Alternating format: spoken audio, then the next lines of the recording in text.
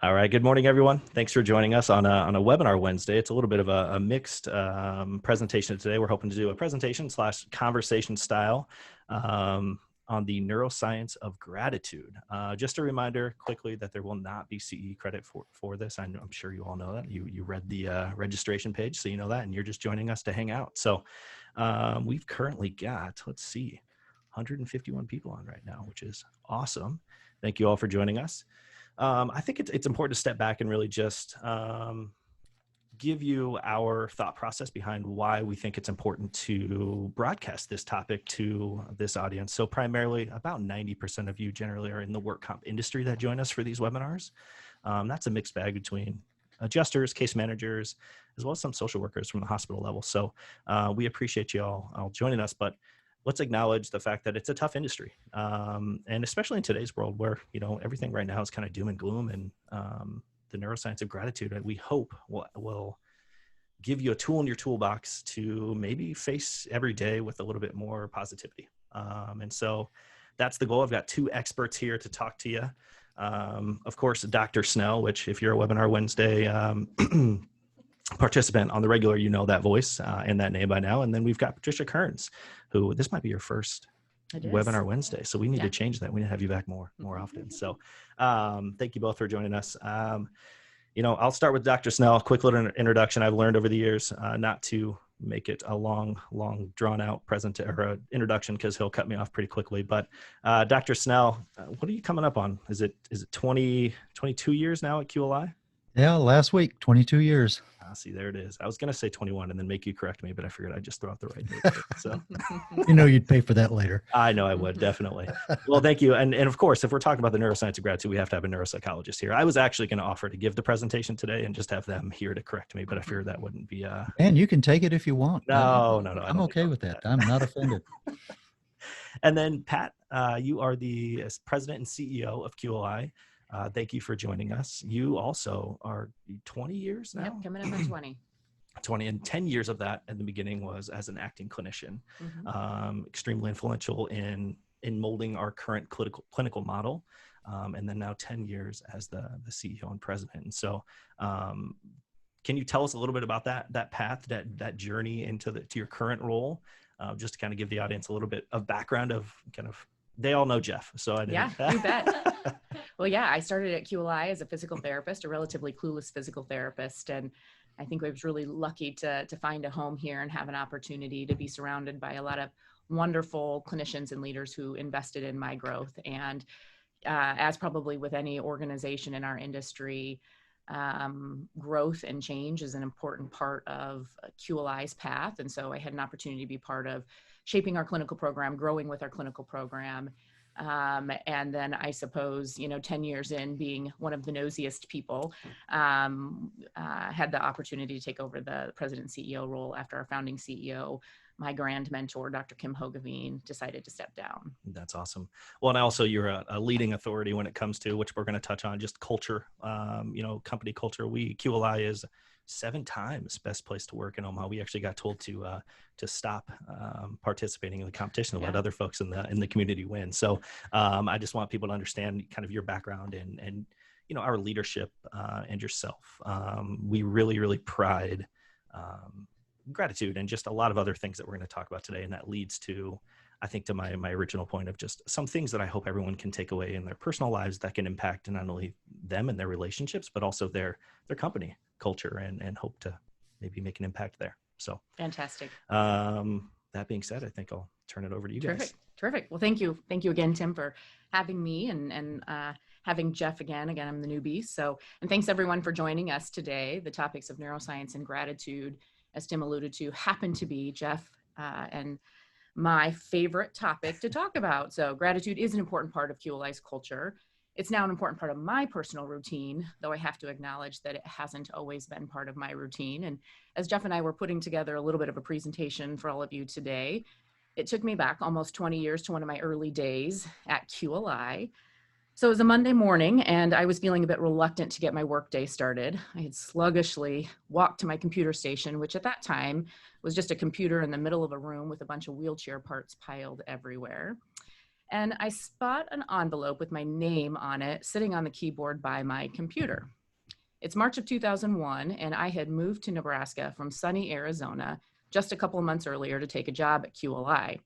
My move back to my home state was not going exactly how I imagined it. I had accepted a job, as I mentioned, that I had no idea how to do. I was still a relatively new therapist, and the world of neuro rehab was a bit over my head at that time.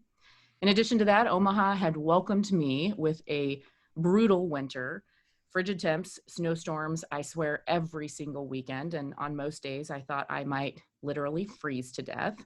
And then to make matters worse, I didn't have a place of my own yet. So I was sleeping on my sister's lumpy couch in her tiny one-bedroom apartment. And as you might expect, I was wondering what had possessed me to take this job in Nebraska. And I was absolutely sure that my boss and everyone else at QLI had also decided at about that time that it had been a terrible decision to hire me. So this envelope that suddenly appears on my desk, well, there's no doubt in my mind that in it, it said I needed to pack my stuff and go. So I pick up the envelope, reluctantly tear it open, and here's what it said inside. Now, of course, that was not at all what I was expecting. My team member, Connie, had actually made time to reach out to the CEO to say something nice about me. Now, after double checking the envelope a couple of times to be sure that there wasn't actually a notice of termination hiding in there somewhere, I breathed a sigh of relief, and my doubt about taking the job at QLI subsided a bit.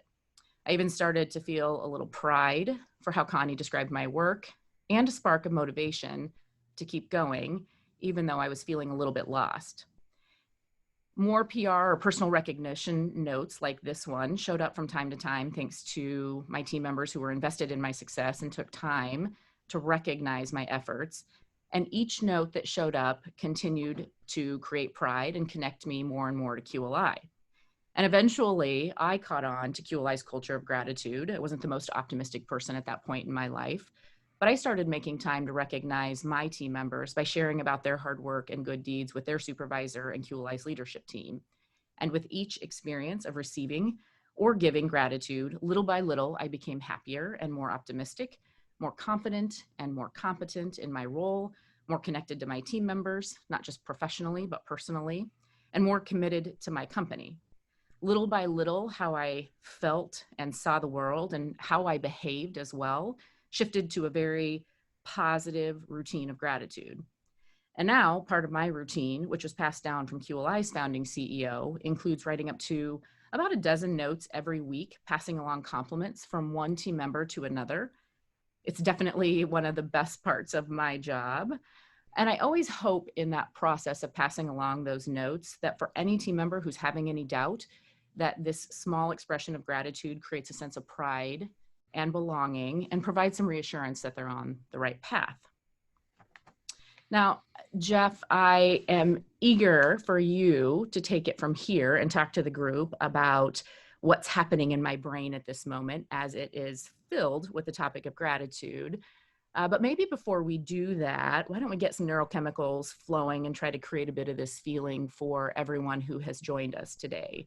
So if you've joined us on this podcast, this webinar, if you would open your chat box and take a moment to simply type into that chat box one name of someone you're grateful for, and in just a few words, why you're grateful for them. And I want to mention, as Tim kicked us off, that the topic of gratitude and how a routine of gratitude can improve, as I described in my story, and Jeff will talk a little bit more about, how that can improve mood, motivation, confidence, build trust and stronger relationships and more. It's not only relevant as it applies to you and your work and your team and your organization, but this also applies personally to your personal relationships, to your family, to how you approach life generally. And of course, for many of you who are working directly with clients in the work comp world, this can apply, though I'll acknowledge it's a bit more difficult. This can apply very directly to the clients and the families that you're serving as well. So it looks like we got a bunch of names and examples popping up. That's Yeah, awesome. we do. I'm going to pop in here, and if you guys don't Great. mind, read off a few of them. So we've got, my boys, my husband, my 2 daughters, and then reasons why. Like you said, my husband, he supports every goal I have. Olivia and Ryan, they're the only positive people in my life. Amanda for covering, sounds like like a coworker. Amanda for covering for me. Let's see here. I've got quite a few. Thank you guys. Denise, she makes me smile and laugh. My son, he just came and gave me a kiss on the cheek. Don't get those as frequently Oh, now that that's he's sweet. 9 years old. I see Don Terry's name on there. That's fantastic. What did Don Terry say? Where's he at? Right there. Oh, you see it? Always a great friend. Always a tremendous help to us. Awesome. Wonderful. So Jeff, what are you grateful? Who are you grateful for today? Oh, mine's an easy one. Today is my 31st wedding anniversary. So happy Stephanie and I have anniversary. been together 31 years. I told her last night, I've married an old woman. That didn't go over as well as I thought it might. Jeff, I don't want to steal your thunder, but my wife and I celebrated our eighth yesterday. Oh, congratulations. You as well. Thank you. Yeah, I think when it comes to gratitude, relationships often kind of go to the head of the pack on that one. So Pat, thanks a lot. So for each of you who had a name in mind for that exercise, let's talk a little bit about what happened with some very specific circuitry within your brain. So every thought that we experience, every memory, every perception that we experience resides within the complex interaction of our neural networks. These networks respond to the demands placed upon them by creating stronger connections, by creating more efficient routines, and by creating pathways that are strengthened by the repetition of those specific demands. Now, this is true for the skills that you've learned through practice and repetition to the point that they become an automatic routine. So walking, driving a car, catching an object thrown to you, these are all things you learned through repetition and practice. And those abilities improve over time to the point that you really don't have to pay close attention in order to perform them quite well. So by way of example, how often do you really think about walking when you're going from one place to another, or even driving, which is a very complex process in a dynamic environment? These are so automatic at this point that you're not even aware of the process while you're performing it. So just as the brain controls these automatic motor movements, these physical actions, the same is true for our emotional functioning. There are parts and pathways within your brain that control and communicate signals by way of chemical transmission, which then manifest as our emotions. Our emotions are a product of our thought, of our mind. Some of this is contained within your conscious awareness and under your conscious control, but once you practice and repeat it, that also becomes an automatic routine, just like the physical actions I mentioned a moment ago. These emotional functions, just like our physical abilities, once practiced to the point of automaticity, effectively run in the background. They're the default. So unless you take a more conscious control, those are our automatic knee-jerk responses. Just as you originally practiced those skills, those actions and emotional functions, through your experiences, and then develop them into automatic routines through practice, you can also consciously work to change these routines. So just as you can learn information, you can also learn to change how you knee-jerk emotionally respond. You can create a new default. Now, I mentioned the chemical communication that occurs within the brain. There are 3 primary chemicals associated with positive emotions such as happiness, joy, and contentment. Dopamine, oxytocin, and serotonin are those 3 chemicals. There are other neurotransmitters within the brain that have associated functions as well, but these are the main players that we're going to talk about. Now, among the many roles that dopamine plays within the brain, in this context, it's associated with an instantaneous rush of pleasure that you feel in response to some experience, some action, or some thought. Obtaining that feeling can be a driving, motivating force for our actions. And this dopamine release results in our perception of pleasure in the simple things that we do, as well as the big activities that bring us joy. Dopamine is the primary neurotransmitter in the reward system of the brain. Therefore, it's directly linked with pleasure-related responses. Oxytocin is associated with relationships, so close, personal, and meaningful relationships, as well as just general social connectedness. These involve feelings like love, friendship, trust, and belonging.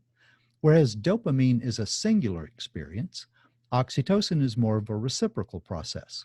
So the interactions that increase this chemical release in your brain also does so in others.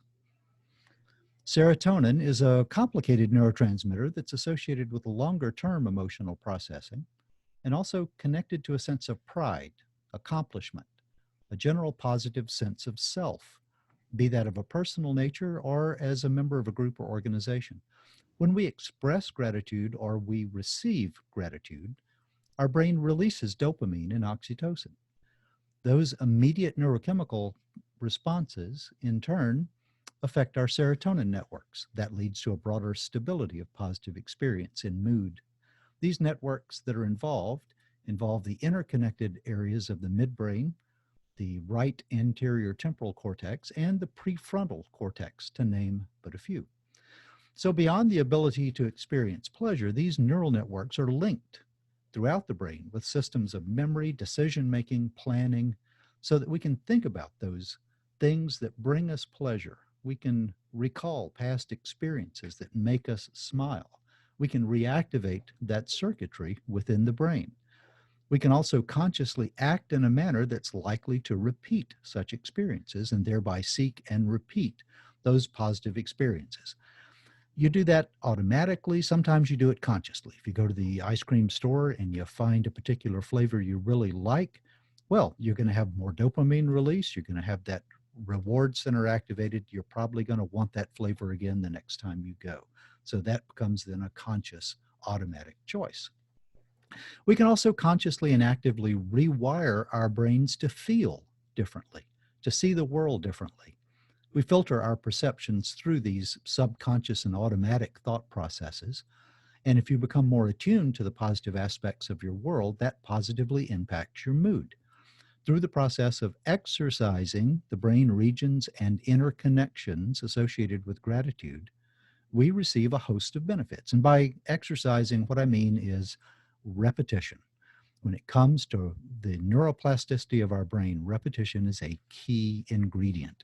Repeatedly activating those networks through conscious and purposeful choices, thoughts, and actions increases those connections so that that becomes the default network. It becomes more automatic. Benefits to practicing gratitude include reduction of anxiety and depression, an aid in stress regulation, which results in more competent stress management and problem solving. For example, not catastrophizing when something happens, but focusing on what you can do to make a positive impact, going into a problem solving mode rather than panic mode. It also improves your physical functioning. You get better sleep, improved immune system response. And 2020 has shown us if there was ever a time to focus on improving your immune system effectiveness, this is it. And because this process involves relationships and belongingness, you're also increasing your resources and others' resources for a bigger network of support. So when difficult situations arise, you have a stronger network already in place. So by doing something that's in and of itself pleasurable, you do yourself a favor, you give a gift to the recipient of that gratitude, and you build a stronger network of support. Now, just as gratitude is a skill that can be learned and practiced by an individual, it's also a skill that can be fostered in the workplace. If you think of a business organization as a body, there are multiple analogies to the role of gratitude in improving overall mood through positive experiences, building the strength and resilience of an organization through these intentional acts so that you can more focus on problem solving when issues come up. According to a 2017 journal article on gratitude in organizations, increasing the practice of gratitude has a measurable direct impact on the climate of the organization. Practicing gratitude in the workplace enhances well-being and reduces negative emotions. It's also associated with increased employee efficiency, success, productivity, and loyalty. It offers a degree of security that allows individuals to take interpersonal risks. Workers who have a higher level of security believe that others won't penalize them if they ask for help. Gratitude in an organization also positively influences attitudes towards others, which strengthens teamwork. Gratitude in the workplace also ensures that workers will be recognized for their organizational contributions. As a company at QLI, this recognition includes participation in what Tim mentioned earlier, the Best Places to Work survey process. We also celebrate individual recognition through big events like our O'Donnell Excellence Awards and our daily interactions that support a positive culture. Also through those PR notes that Pat mentioned a moment ago. This is all focused at creating and maintaining a culture of gratitude, which is a component of the positive environment that we want for ourselves, we want for our clients, and we want this for the families that we serve. Now, Pat, as you mentioned, this is something that you do on a weekly basis, and it's something you do so well, not only because you put time aside to have these PR notes and to recognize the efforts of the staff around you, but you also put a conscious effort into teaching others, promoting the use of gratitude in support of our positive culture. So, Pat, if you would, please talk a little bit about how we can practice this skill of gratitude and make it more of a stronger automatic network within our brain. Absolutely. Thank you, Jeff. And as I said earlier, building a routine of gratitude within QLI is definitely one of the best parts of my job. And thank you for sharing all of those details. I know I'm convinced, I hope everybody on our webinar today is convinced that gratitude is this incredibly precious resource that we have to use for our own well-being, as well as the health and well-being of our team and our organization. So I appreciate you setting us up really well for digging in a little bit more into how do we learn a routine of gratitude. It's not magic, but it is science. And I want to say that as we start talking about the components of learning, we're going to talk about 5 components of learning that QLI has broken into mantras so that they're easier for all of us, our team members, to remember. As we start talking about that, just a reminder that as you build a routine of gratitude, these learning components or learning mantras apply as much to a routine of gratitude as they apply to getting better at your golf swing. I also want to say that learning a new routine or changing a routine can happen at any age. That old adage that an old dog can't learn new tricks. Well, we know that that is just not true. You can learn at any age as long as you are willing and able to put the effort into it. And again, this applies individually, both personally and professionally. And these learning mantras can also apply to groups, to teams, and to an organization. So let's dig into the learning mantras. The first one, and Jeff mentioned this as well, maybe the most important of the 5 components of learning, is repetition. And I will say, as a therapist and being part of the rehab industry for almost 20 years now, that the rehab industry has traditionally been terrible at applying this component of repetition to learning. And really all of us as individuals struggle with this component for some aspects of our life. And that's because it's difficult.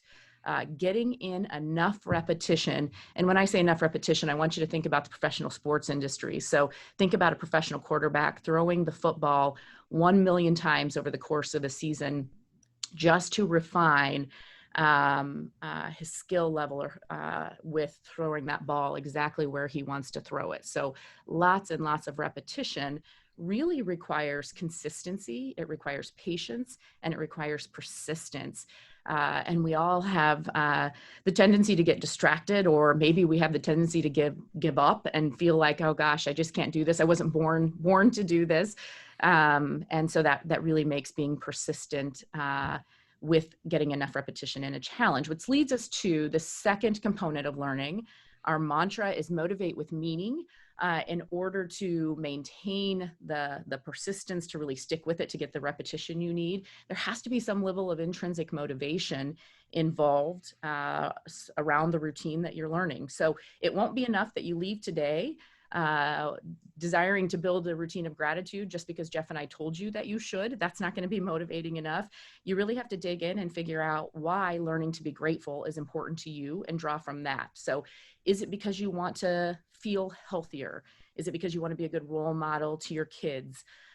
Maybe it's creating success for the clients and the families you serve, or maybe building a stronger team and even making more money along with that, can go with that. So dig in and figure out, why is this really important to you, and lean on that at moments you're getting distracted or wanting to give up. The third component to learning, our mantra is tie it to the task. So hopefully this will be obvious to everybody, but you're not going to get better at your golf swing by eating donuts, and you're not going to get better at gratitude, by feeling worried all the time. So getting better at having a consistent routine of gratitude, waking up feeling grateful, when adversity happens, going right to gratitude. It requires that you actually practice acts of feeling grateful or expressing gratitude very specifically. The fourth component has to do with effort, and our mantra is just beyond your comfort zone. So if you want to learn a new routine, you have to push yourself, put in a little bit more effort than you're putting in now. So maybe you are writing a thank you note, about once every 6 months for a birthday or holiday or something like that. And so you got to step it up a little bit more from there. Maybe you set a goal to do something once a week or once every couple of weeks. But on the flip side of that, if you set your goals so high and push yourself too far outside of your comfort zone, it's probably going to bring you back right to where you're at right now and result in failure. So if you're writing a thank you note once every 6 months and you decide, I'm going to start writing 10 thank you notes a day, that's probably just a little bit beyond your comfort zone and may set you up for failure. So set the goals a little bit more than what you're doing now, but not so far ahead that it's unrealistic. The fifth component of learning is making sure that you have positive supports in place. And depending on the routine, this may look different. So we're focused on gratitude today. So supports that you might have in place might include tools. I know I have a lot of friends that have a gratitude journal. Some of you today may have a journal that you wake up every morning or before you go to bed at night, you write down 3 things you're grateful for. That'd be an example of a tool. Having note cards available is another tool. Beyond tools, maybe you have some environmental supports. I will admit that when COVID started, I ordered a sign that I put right by my bathroom sink that said, start every day with gratitude. I have a pretty good routine of gratitude after 20 years, but COVID sure has challenged me, and I needed something I could look at every morning just to keep me grounded and remind me. So I also keep note cards. I don't just have note cards, but I keep note cards everywhere. They're in every handbag. They're on my counter at home and multiple places in my office. So environmentally, they're really easy for me to access. And we do this for our team members. We have a personal recognition system using what we call pink sheets. And so kind of the switch on a pink slip. We have these pink sheets available in every office for every team. So when a team member sees another team member doing something well, they can just grab one of those pink sheets really easily, write a note, and get it to me or another member of the leadership team.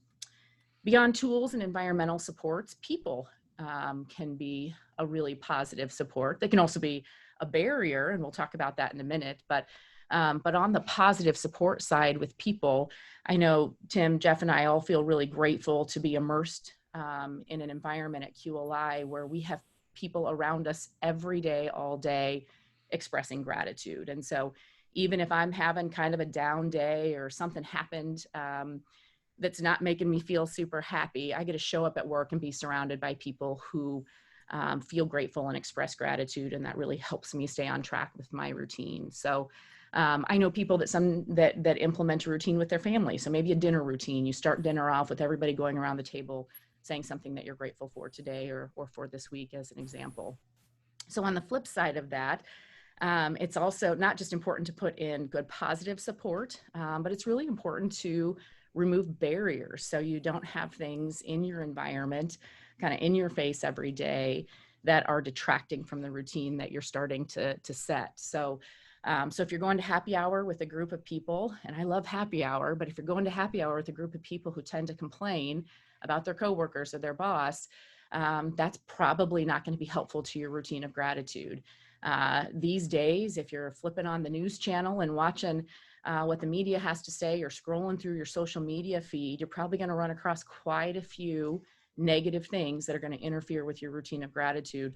I will say about 3 years ago, I gave up news completely in my life, and I couldn't be happier. I rely on my friends to keep me up to date with some current events. And so that's a little bit of work, but it is so good not to have that negativity constantly in my face. So just like putting positive supports in place is important, removing the negative barriers is also important. So those are the 5 key components to learning any new routine.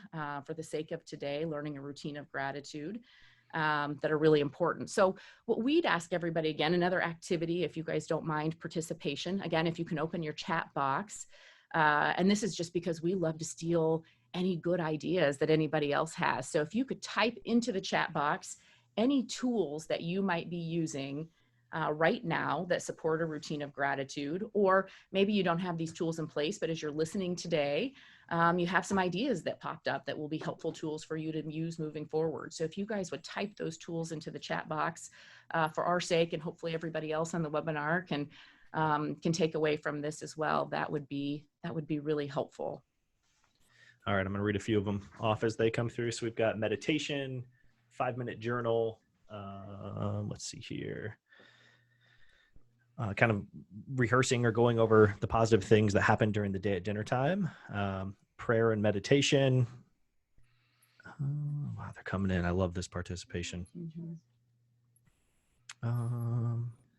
Yeah, one recommended activity, which is just a simple one, is when you lay down at night before you go to sleep, just think of 3 things that happened that day that you're grateful for, or that you enjoyed, or that you're thankful for, so that it becomes a routine, so that when you put your head down on your pillow, you remember to do that one practice before you go to sleep.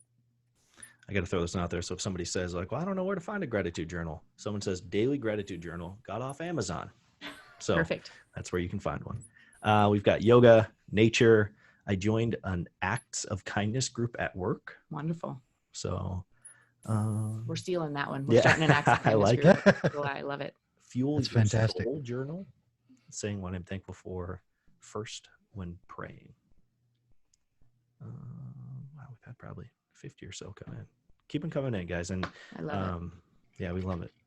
Yeah, prayer and meditation's been a big topic at QLI as well. A number of us, including me, have a meditation routine. I'm not perfect at it, but my goal is, is to be consistent, and it definitely does make a difference. It has an impact on my routine of gratitude.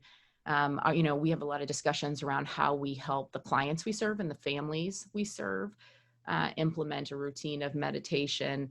I'm not sure we figured out the perfect magic. We have people that come to us that are very open to the idea, very motivated. And of course, it's easy to, there are a number of tools out there, apps and educational materials around, mindfulness meditation, in particular, Vipassana meditation as my preference. But when you have somebody that thinks that might feel a little hokey, or naturally, as we're serving folks who have brain injuries and just have some cognitive challenges with engaging in that, it can be a little bit challenging. So I think we've had probably more success with some of our family members who have realized they're at that, I guess I'll say, breaking point, and really need to work through something different, do some things in a different way. But big fan of meditation.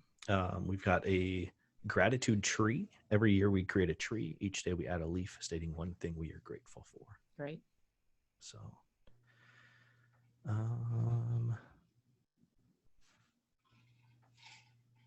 yeah, we've got quite a few rolling in. So, thank you all for joining us. We've definitely got some time here to hang out. Now, if you have questions, please type them in. I really, back to my earlier point of just, I hope you can add this to your toolbox and use it in your day-to-day life. There are a few things, guys, that I took notes on that I'd love for you to maybe touch on. I think something that you mentioned, Jeff, was just daily interactions. Do you have any suggestions, just with kind of the way of the world right now, with everyone being not in an office environment? A lot of people are virtual, home officing. How, or what are some maybe tips or tricks, and Pat, please chime in here too, what are things people can be doing, it may be easier in that environment. Actually, if you step back and really think about it, it's easier to show gratitude towards your family in that environment when you're working from home and doing those things, but you kind of lose touch with that office environment. What are some things that you think people can be doing to maybe reach out to those coworkers and maybe show some gratitude? I know email is an easy one, but even beyond that, I think. Yeah. Email, messaging. I mean, it can be as simple as, hey, I saw a funny meme, and I send it to a couple of people that I work with. I think, most work networks, you have that kind of closer core group that you tend to interact with on a regular basis. Technology does make it possible right now for us to be distanced and to stay relatively connected. I had a great visit with my daughter and son-in-law last night, and they're out in California, so we just had a on screen, set up the iPad and chat for half an hour or so to catch up on what their day has been.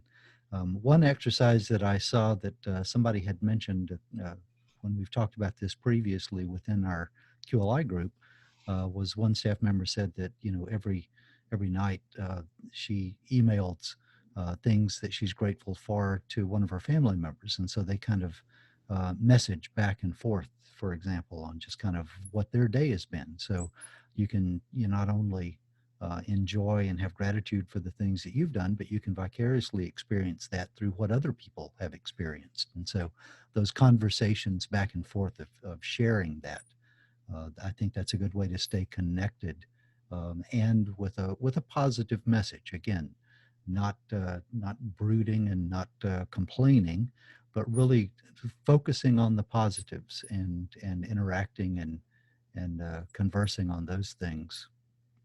That's what I would recommend. Okay. I would add too, Dr. Hogeveen instilled in us the power of the second-hand compliment, really more powerful even than the direct compliment. And so, how that looks at QLI as an example is myself, all of our team members make sure that we're passing along to another leader, to another team member, something that we saw somebody do or something that we're grateful for.